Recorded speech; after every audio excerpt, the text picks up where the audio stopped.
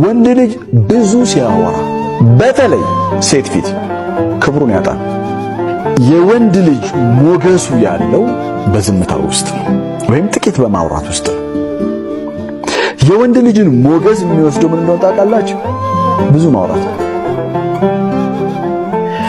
ሴቶች የሚወዱትና የሚያከብሩት ምን አይነት ወንድ ነው ካልከኝ፣ ብዙ ማያወራ፣ በጣም ዝም የሚልም አይወዱም። ብዙ ማያወራ፣ ለሁሉም ነገር ጣልቃ ገብቶ የማያወራ ወንድ ሴቶች ያከብራሉ፣ ይወዳሉ። የሚገርም ሙሳ መጥቶ ቃለ ማኸጥቡኻ ነው፣ ምንድነው ችግራቸው? ይነግሩታል ችግሩን፣ ከዛ የሚፈልጉትን ነገር ያደርጋል። ከዛ ውጪ ትርፍ የሆኑ ቃላቶችን አይናገርም። እና የሚገርምህ ነገር ይሄን በማድረጉ አንደኛው ወደዋለች። ሴት ልጅ መውደድ ትችላለች። በነገራችን ላይ በአግባብ መውደድ ትችላለች። የወደደችውንም ከቤተሰቧ ጋር ተስማምታ ማግባት ትችላለች። እና ከወደደችለት ነገር መካከል አንዱ ራሱን አክብሮ እንዲከበር ራሱን ያደረገ ስለሆነ ብዙ ጊዜ የማይናገሩ ሰዎችን ስናይ ቀለል አድርገን ለማለፍ እንሞክራለን። የማይናገሩ ሰዎች በጣም ብዙ የሚናገሩት ነገር ነበራቸው፣ መናገር ስላልፈለጉ እንጂ ማንም ከልክሏቸው አይደለም። በህይወት ውስጥ ያሳለፉት ነገር ነው የሚከለክላቸው። ብዙ ነገርን ያሳለፈ ሰው በትናንሽ ነገር እኮ አይጎዳም፣ ወይ ደግሞ ትናንሽ ነገሮች ቶሎ እንዲናገር አያደርጉትም። ምክንያቱም ብዙ ነገሮችን ስላሳለፈና ሁሉን ነገር ከዚያ ፍሬ ወስዶ ስለሚያየው ማለት ነው። እና የማይናገሩ ሰዎችን ስታገኙ ለመጉዳት አትቸኩሉ። እየተጎዳ ዝም ሲለን ደግሞ ምንም አልተሰማውም ብለንም አናስብ። ተሰምቶታል፣ በደንብ አድርጎ ተሰምቶታል። መናገሩ አንተን ሊያሳጣው ይችላል በሚል ነገር ፈርቶ ይሆናል። ሜይቢ በጣም ስለሚያከብርህ በጣም ትልቅ ቦታ ስለሚሰጥህ የሱ መናገር አንተን ሊያሳጣው ይችላል ብሎ ስለገመተ ይሆናል። ወይ ደግሞ ነገ ላይ የማይሆን ውጤት ላይ ከተደረሰ ምላስ ትንሽ ብልት ሆና ሳለ የምትሸከመው ወንጀል ግን ተራራ ያህላል። በአሁኑ ጊዜ ወሬ እንደ ሱስ የሆነባቸው ብዙዎች ናቸው። በሰማው ሁሉ ላይ የሚጨምር የሰዎችን የግል ህይወት የሚሰልልና ወሬ የሚያመላልስ ሰው ክብሩን ያጣል፣ አላህንም ያስቆጣል። ዝም በል። አዎ ዝም በል። አዲስ ቤት ገዝተሃል? ዝም በል አታውራ። አዲስ መኪና ገዝተሃል? ዝም በል አትናገር። ትዳርስ መስርተሃል? ብዙ አታውራለት። ለመዝናናትስ ከሀገር ወጣ ብለህ ነበር? ዝም በል አታውራለት። ኑሮስ እየሰመረልህ ነው? ብዙ አታውራ። አብዛኛውን ጊዜ ያሰብናቸው ህልሞችና የወጠናቸው ራዕዮች የማይሳኩበት ዋነኛ ምክንያት ከመከናወናቸው በፊት ብዙ ስለምናወራ ነው። በማይመለከተው ነገር ሁሉ የሚያወራ ሰው በሁሉም ነገር ካልተናገርኩ የሚል ሰው መታመንን ይነፈጋል ብለዋል። እሱ ዝም ብሎ በሁሉም ነገር ነው የሚያወራ ይባላል። ዝም ያለ ግን ይከበራል። እንደው አሁን ውይይት እየተደረገ ሁሉም ሰው እያወራ አንድ ሰው ዝም ካለ ሰብሳቢው ራስ አንድ ነገር በልስኪ ይለዋል። ማድመጥ ይፈልጋል ከሱ محترم ነው አይደለም? ያ ሰው ዝም ያለው ሰው የበለጠ ይከበራል። አሁን ሐሳብ ካልሰጠ አሁን ካልተናገርኩ የሚለው ሰው ግን አረ ዝም ባለ ይባላል። ንግግር ማብዛት በሰዎችም ዘንድ ብዙ የሚያስከብር ነገር አይደለም። ታላቁ ነብይ ሰለላሁ ዐለይሂ ወሰለም እንዲህ ብለዋል፣ አንድ ሰው የሰማውን ሁሉ ማውራቱ ውሸተኛ ለመሆኑ በቂው ማስረጃ ነው። ወረኛ መሆን ወይም ወሬ ማመላለስ በዲናችን ውስጥ ትልቅ አደጋ አለው። አንደኛ የአላህን ጥላቻ ያተርፋል። አላህ ሱብሓነሁ ወተዓላ ተባለ የሚባልን ትርጉም የለሽ ወሬና ወሬ ማመላለስን አጥብቆ ይጣላል። ዝምታ ውስጥ ትልቅ ነፃነት አለ። ዝም በል። የረዳኸውን እርዳታ፣ ያደረግከውን መልካም ነገር፣ ስኬትህን፣ ህልምህን፣ የወደፊት ጉዞህን፣ ስለ ራስህ ጥሩነት፣ ስለ ውድቀትህ፣ ስለ ኪሳራ፣ ስለ ክፉ ስለ ገጠመህ ገጠመኝ በየአደባባዩ በየማህበራዊ ሚዲያ እየወጣ ከመናገር ተቆጠብ። ዝም በል። ሲሳካልህም ዝም በል። ስታተርፍም ዝም በል። ደስተኛ የፍቅር ህይወት ሲኖርህም ዝም በል። ስትወድቅም ስትከስርም ዳግም ለመጀመር ስትነሳም ዝም በል። ዝምታ ነፃነት ነው። በተናገርክ ቁጥር የንግግርህ ባሪያ ትሆናለህ። ስለዚህ ዝም በል። በትክክለኛው ጊዜና ቦታ ካልሆነ በስተቀር ያውም ለትክክለኛው ሰው ካልሆነ በስተቀር ስለ ራስህ በየአደባባዩ ከማውራት ተቆጠብ እላለሁ። ዝም በል። ለዚህ እኮ ነው ቅዱሱ መጽሐፍ ለሁሉም ጊዜ ያለው፣ ለመናገርም ጊዜ ያለው፣ ለዝምታም ጊዜ ያለው የሚለው። ጊዜ የሁሉም ጌታ ነው። ስለዚህ ዝም በል። በስኬትህ የሚደሰቱ በሐዘንህ የሚያዝኑ እንዳሉ ሁሉ በስኬትህ የሚበሳጩ በሐዘንህ የሚደሰቱ በወደክበት ቀብረው ሊያስቀሩህ የሚሮጡ ብዙ እንዳሉ እወቅ። ስለዚህ ወደ ስኬት እየተጓዝክ ከሆነ መልካም ሁኔታ ላይ ከሆንክ ከስራም ወድቀህም ከሆነ እልሃለሁ ደግሜ ዝም በል። እንድትናገር የሚያስገድዱ አደባባይ እንድትወጣ የግድ የሚሉ የሚገፉ ምክንያቶች እንኳን ቢመጡ ትክክለኛው ጊዜና ቦታ ለትክክለኛው ሰው እስኪመጣ ድረስ ዝም በል። ከሚመለከተው ሰው ውጪ ስላንተ ለማንም አታብራራ። ስላንተ ሲወራ እንዲህ ነኝ ብለህ አትከራከር። መልካሙም ሆነ ክፉ ስራ በአደባባይ በጊዜው ራሱ ይመሰክራል። አትከራከር፣ ዝም በል፣ በዝምታ ተጓዝ። ወሬ አመላላሽ ጀነት አይገባም አሉ ነብዩ አለይሂ ሰላቱ ወሰላም። እዚህ ጋር ነሚማህ የሚባለው ነገር ውድ የኢማን ወንድማቶች አባት እናቶቼ፣ ወሬን አንድ ሰው የሚጠላውን ወይም ከአንድ ሰው ወስደን ወደ ሌላው ሰው ወሬን ማቀበል ነው። ይህ የሚቀባበለው ወሬ መጀመሪያው ሰው የሚጠላው ቢነገርበት ወይም ሁለተኛው የሚጠላው ወይም ሌላ ሰውም የሚጠላው ቢሆን በሰዎች መካከል መቃቃርን፣ መለያየትንና መበታተን ታስቦበት የሚደረግ የወሬ ቅብብሎች ነው። ይህ እንግዲህ ከባድ ቅጣት ነው የሚሆነው። ኢማም ነወዊ ዐለይሂ ረህመቱላህ ሌሎችም አይማዎች እንደሚሉት ጠቀሜታ ካለው ይሄ ችግር አይኖረው። እንዴት ነው ጠቀሜታ? ለምሳሌ አንድ ሰው ስለሆነ ሰው ሊገለው አስቦ ክፋት ሊያደርስበት ያኛው እንዲጠነቀቅ ወይንም ደግሞ የበለጠ ጥቅም ከመደበቅ ይልቅ የበለጠ ጥቅም ካለው የዚህ ጊዜ ችግር የለውም።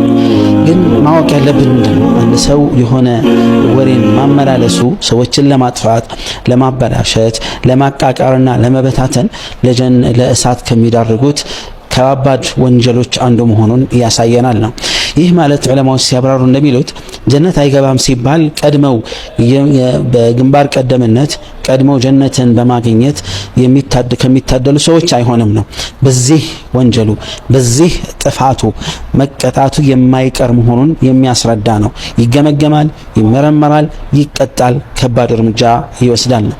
ስለዚህ ሰዎችን አስበነውም ይሁን ሳናስበው አውቅም ይሁን ሳናቅ ሰዎችን ከአንዱ ሰው ወደ ሌላ ሰው ወሬ በማመላለስ ሰዎችን ማቀያየም፣ ልብ ማሻከርና ለጥፋት መዳረግ የከፋ ወንጀል መሆኑን ማወቅ ይኖርብናል።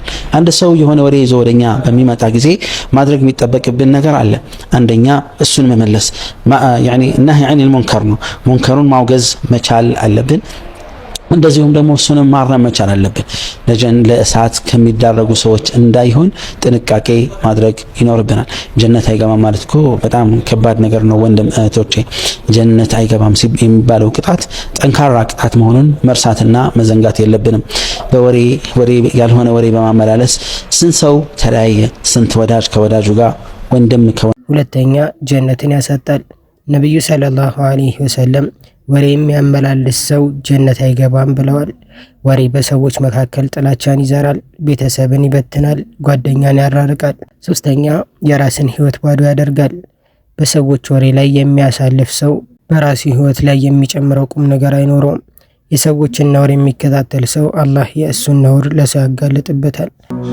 የአላህ ደጋግ ባሮችን እነሱን ከማንካት ከማማት ተጠንቀቅ እስከ ዘርህ ይደርሳል ይላሉ ዑለማዎች። ከነሱ ሐቅ አላህ ይጠብቃል።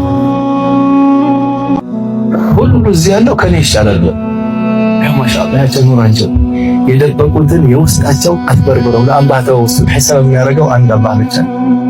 ሒሳብ የአላህ ነው። ያንተ ስራ ዳዕዋና ዱዓ ብቻ። ሒሳብ የአላህ ስራ ነው። ሰውን አትተሳሰብ። ሰትረ ወላሂ መን ሰተረ ሙስሊማን። አሁን ዘመናችንስ ምን በርበረ ነው? አሁን በርበረው ነው የዓለሙ ነው ሰው ነው። አላህ ደግሞ አላህ ነው። ሰው ድንበር ሲታለፍበት ይጎዳል። አላህ ግን ገኒይ ነው። ጨው ለራስ ስትል ጣፍጥ፣ አለያ ግን ድንጋይ ነው ብለው ይወረውሩሃል ነው አይደል የሚባለው። ሰው ማዕሲያ በመስራቱ አላህን በማመፁ ራሱን ነው የሚበድለው። በደሉ የራሱ ነው። ውድ ወንድሜ የሰዎችን ስህተት ከመፈለግና ወሬ ከመመገብ ራስህን አርቅ። ሰዎች ስለ አንተ መጥፎ እንዲያወሩ እንደማትፈልግ ሁሉ አንተም በሰዎች ላይ አታውራ።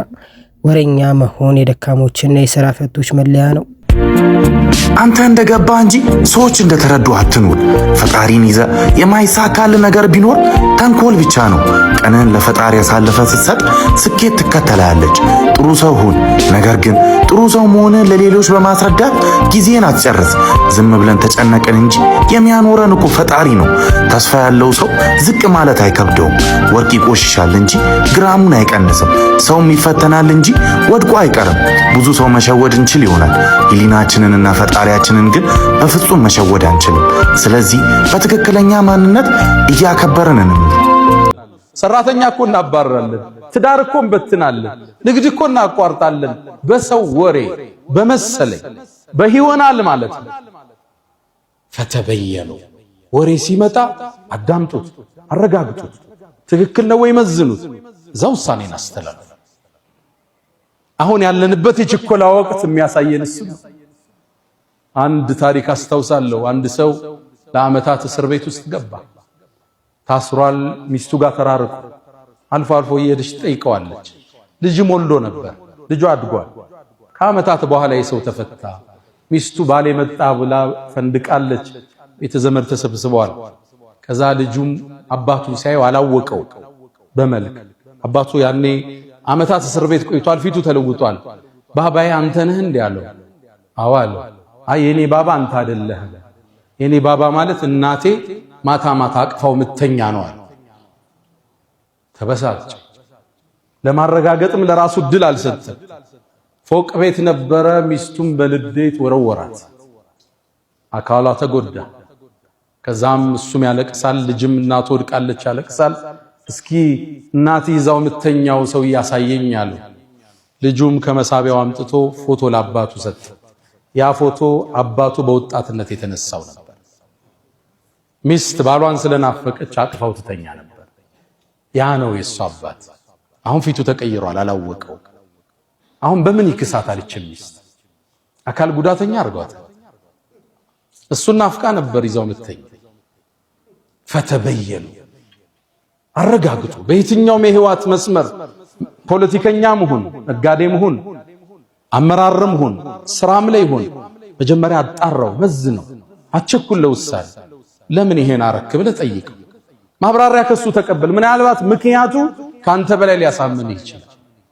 ረሱል አለይሂ ሰላቱ ወሰላም በጣም የረጉ የሰከኑ የአመራር ብቃታቸው ተዝቆ ማያልቅ ስክነት፣ ትልቅነት የተላበሱ የኛው ነብይ ረሱል አለይሂ ሰላቱ ወሰላም ፈለጋቸውን ከሚከተሉት አላህ ያድርገን። እውነተኛ ሙስሊም መሆንህን የምታረጋግጠው ከመናገርህ በፊት ይህ ወሬ እኔን ይመለከተኛል፣ በአኺራይስ ይጠቅመኛል ብለህ ስትጠይቅ፣ የሰማኸውን ሁሉ እውነት ነው ብለህ ሳታጣራ ለሌላው ባለማስተላለፍ፣ ምላስህም በሰዎች ወሬ ፋንታ በአላህ ሲገር ስታጠምዳት ነው። አንዳንድ ተስፋ ያደረግናቸው ነገሮች ተስፋችንን ሲያጠፉት፣ ውስጣችን ሲሰበር፣ ሁሉም ነገር ሲጨልምብን፣ አላህ ሌላ ግን ፈትሐለሁ እንኳንም ያ ነገር አልሆነ ሊያስብል የሚችል ሌላ ነገር አላህ ይፈጥራል። የሱም መንገድ ይዘን እስከጠበቅን ድረስ አላህ ነስሩ ብዙ ነው፣ ፈትሑ በጣም ሰፊ። ልብ በል፣ ትልቅ ሰው ስለ ትልልቅ ሐሳቦችና ስለ ሥራ ያወራል። ትንሽ ሰው ግን ስለ ሰዎችና ስለ ወሬ ያወራል። ወረኛ ሳይሆን በዝምታህና በመልካም ሥራህ የምትታወቅ ጠንካራ ሙስሊም ሁን። አላህ ምላሳችንን ከከንቱ ወሬና ከሰው ስም ማጥፋት ይጠብቅልን። አሚን። አይንን አስከባድ ነገር ነው። የሐሲድ አይን ሐሲድ ሲሆን ምቀኛ ሲሆን የበለጠ ነው የሚጎዳው። ለዚህ ነው አዝካር ላይ በርቱ፣ ዒባዳ ላይ በርቱ የሚባለው ለዚህ ነው። በነቢያችን ጊዜ ዓለይሂ ሰላቱ ወሰላም ዓሚር ኢብኑ ረቢዓ የሚባል አንድ ሰው ሰህል ብኑ ሁነይፍ የሚባል ሰው አጠገብ አለፈ። ሰህል እብኑ ሁነይፍ ሰውነቱን ሊታጠብ ገብቶ ታጥቦ ልክ ሲወጣ ደረቱ ነጭ ነው። አንዳንድ ወንድሞች ቆዳቸው በጣም ደስ የሚል ቆዳ ያላቸው አሉ አይደል? ቆዳ የሚያጓጓ ቆዳ ያላቸው አሉ፣ ከሴቶችም ከወንዶችም። በተለይ የህፃናት ቆዳ እኮ ብዙ ጊዜ ያጓጓል። ቆዳቸው የፊታቸው፣ የእጃቸው፣ የምናምን የሰውነታቸው ሲገለጽ ጽድት ያለ ነው። ይሄ ሰህል እብኑ ሁነይፍ ሲወጣ ታጥቦ ሲወጣ ሲያየው ለም አረከ اليوم እንደ ዛሬ የሚያጓጓ የሆነ ቆዳ አይቻላቅም ማለት አረ ብሎ እንደዚህ እንደመገረም ምናምን ነገር ወዳውን ወድቀ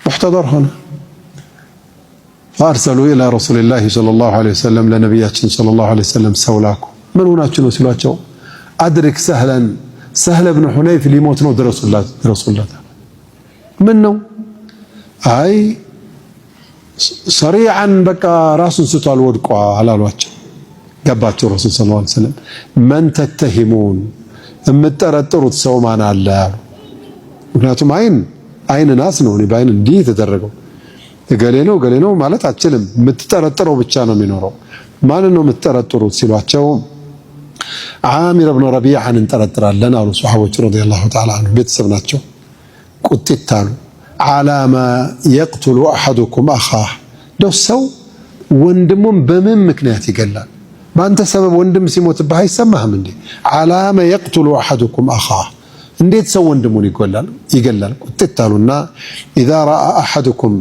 من اخيه ما يعجبه ከማንም ሰው ከወንድሙ የሚያምር የሚያስደስተው ነገር ከተመለከተ فليدعو له بالبركه بركه الله ያርግልህ ብሎ ዱዓ ያድርግለት። እዚህ ቻናላችን ላይ የምንለቃቸው ቪዲዮዎች ከተመቻችሁ የቴሌግራም ኮሚኒቲ አለን። እዛ ላይ የተለያዩ ቻሌንጆችን እዚህ ላይ የማይለቀቁ ቪዲዮዎችን እንለቅበታለን። እንዲሁም አዲስ ቻናል ከፍተናል። የሁለቱንም ሊንክ ኮሜንት ላይ አስቀምጥላችኋለሁ። ገብታችሁ ፎሎ አድርጉ። ለዚህ ቻናልም አዲስ የሆናችሁ ሰዎች ሰብስክራይብ በማድረግ ቤተሰብ ሆኑ።